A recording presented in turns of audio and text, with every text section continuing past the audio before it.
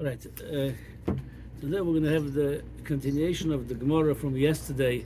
Ksuvas Daf Ein Zayin Amud Beis. We said the big level of R Yehoshua Ben Levi that everybody tries to stay away from those people the sick with Rason.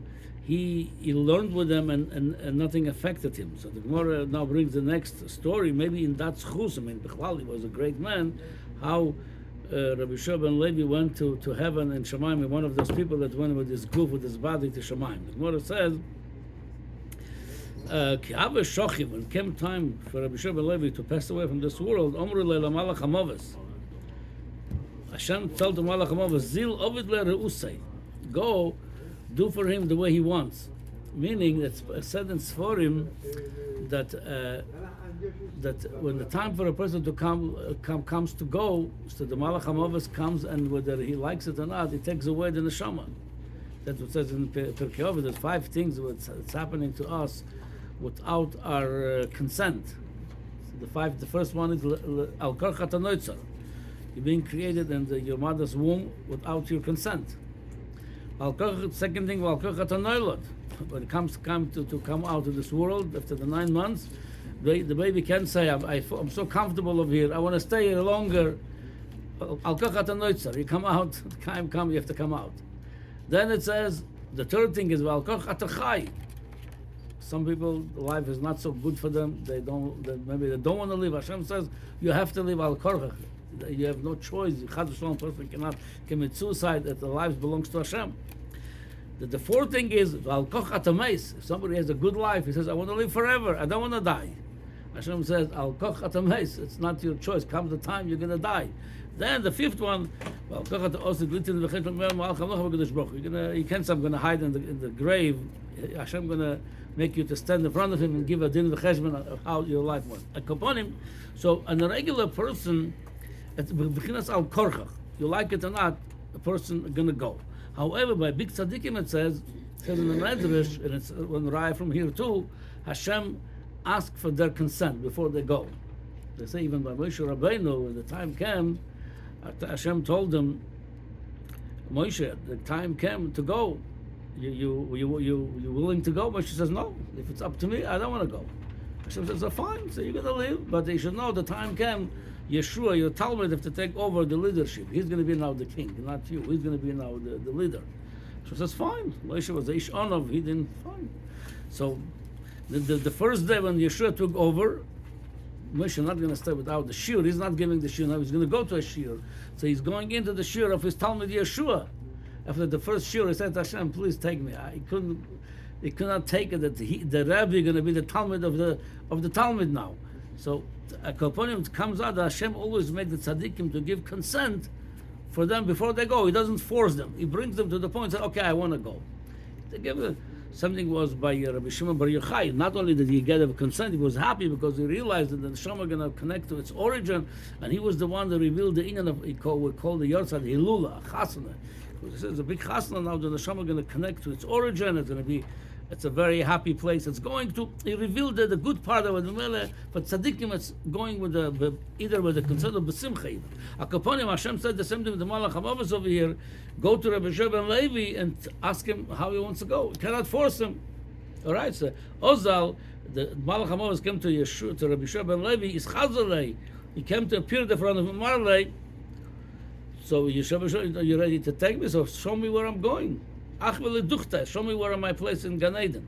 Amar lechaye gesundheit. I'll take you there. Amar le, okay, I'll go with you. Havli sakina. I want you to hold your sword, your knife in my hand. The reason is that on the way, I'm going to get scared from your sword. I'm going to travel with you. Who knows what? I don't want to get scared. So Malach Hamaves, Yehavani Hala, gave it to him the sword, the knife. Rabbi Shimon was holding to the knife of the Malach Hamaves.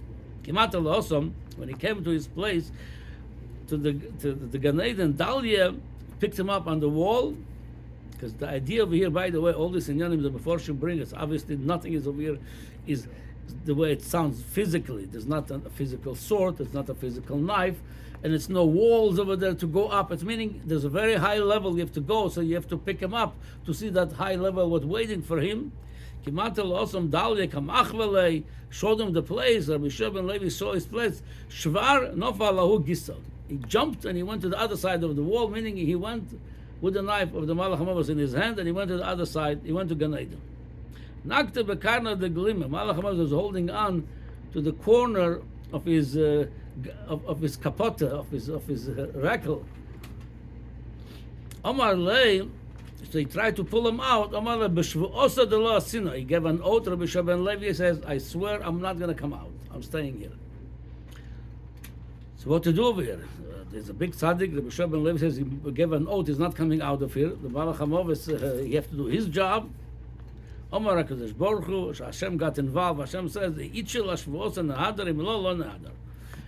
if Rabbi Yehoshua Ben Levi ever in his life made a shvuah, and he made HaTorah shvuas, like we do HaTorah Nadorim, we undo the neder of the shvuah, asking for it to undo it. There's ways how we undo it.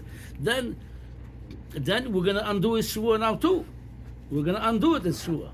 But if he never did such a thing, either never gave an oath or gave an oath and kept it, never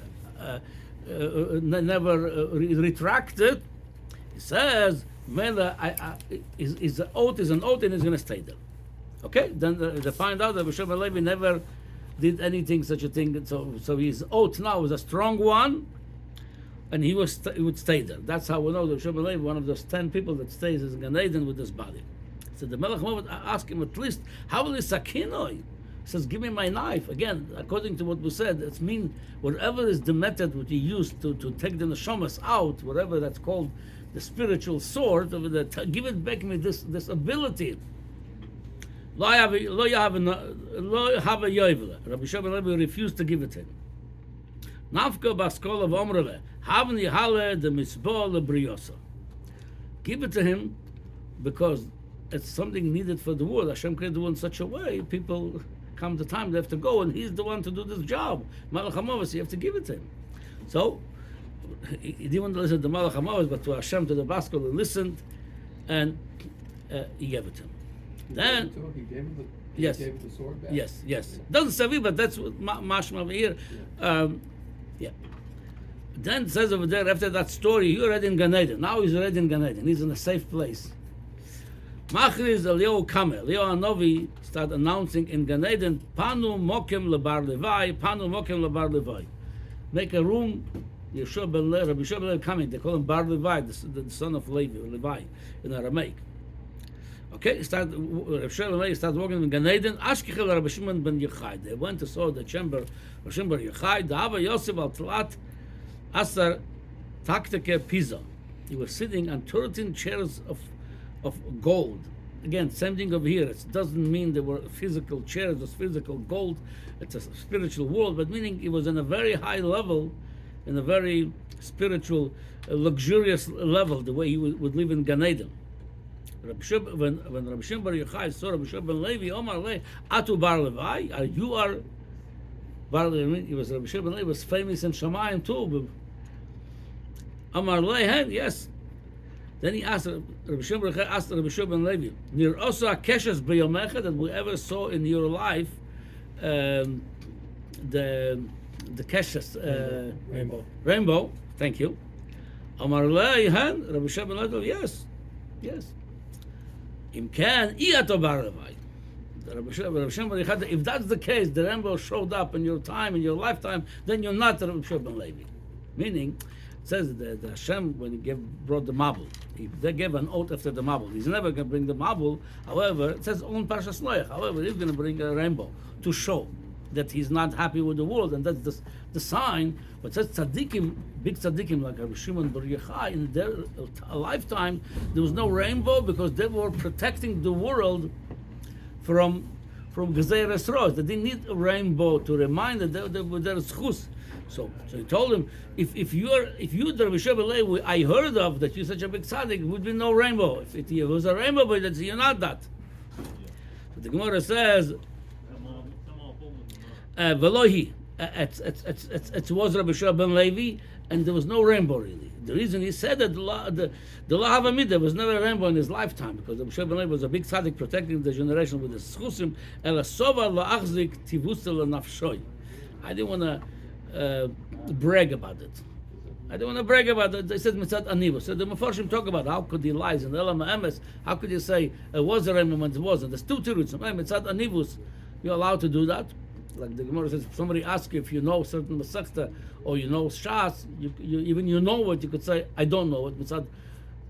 To say the other way around, it's not good. To say I know when you don't know, but to say I don't know when you know, it's okay. Something over here, you want to say I'm not such a big tzaddik like you think. And also, the Admir Fortune brings there are two types of rainbows. There's one come b'derech hateva that could be predicted by people that know astronomy and they know how things working, the nature of the world. They could predict when they're going to snow and when the rain. It's going to be a rainbow. Also, they could predict. That's not the rainbow what we're talking about. The rainbow we're talking about is a special rainbow that doesn't come b'derech hateva, comes as a sign, and that's such a rainbow.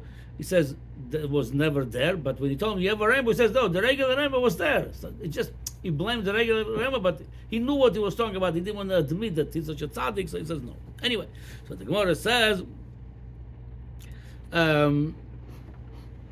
yeah, okay, so that's the story of R Yehoshua Ben Levi. So if we see from here that one of the chusim of R Yehoshua Ben Levi, and that's what brought us also in the Zohar, that when everybody was afraid to stick around with those people, the Bale Rosan, where they're afraid of the flies, afraid of the wind, afraid around them, and as we explained on the spiritual level, talk about people that they were already deep in Averis with their eyes looking the wrong place, which is it's a very the effect of the eye is very deep, like we saw in the Yom Yom, that the eyes are so strong. When you look at somebody, all of a sudden you see he looking back at you.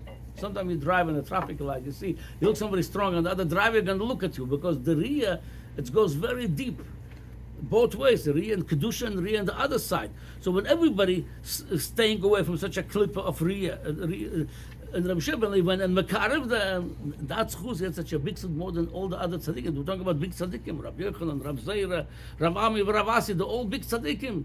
Rabbi Yehoshua Ben Levi, because he went to the Kirov, Mekarev them, to learn Torah with them, and that's what the Zohar says, that those which just make Baal Tshuva, their schusim are great. So in that he was Zoicha to go to Gan Eden alive.